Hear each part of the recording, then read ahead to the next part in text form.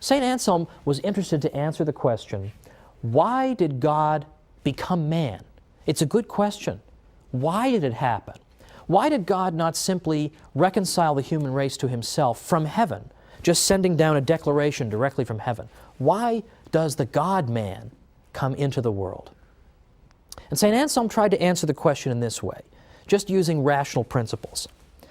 He said that when human beings introduced sin into the world, they in effect closed off paradise to themselves.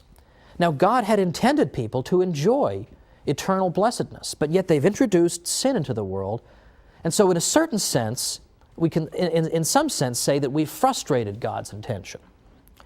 So how are we going to make this right? St. Anselm says we have violated God. We have in effect committed an injustice against God. The scales of justice are out of balance. The order of justice has been torn by our wrongdoing. And that needs to be repaired. And it can't be repaired by God just saying something to us from heaven.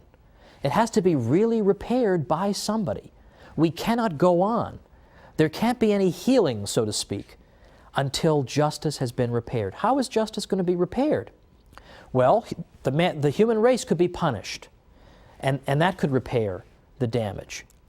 But for the human race to be punished enough to make good what has been done to God, the human race would have to be punished to an unbelievable degree to satisfy God's justice. It's not even clear we could do it.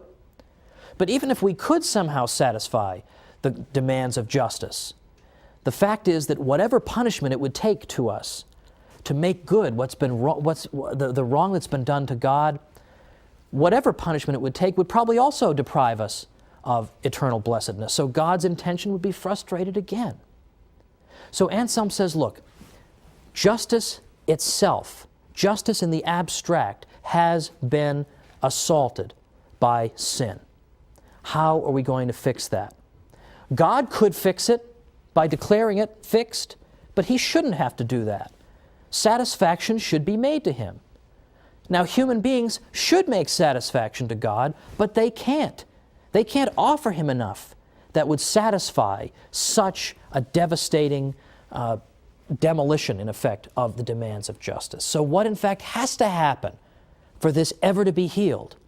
There has to be a God-man whose sacrifice can be punishment enough to, in effect, heal the rupture of justice.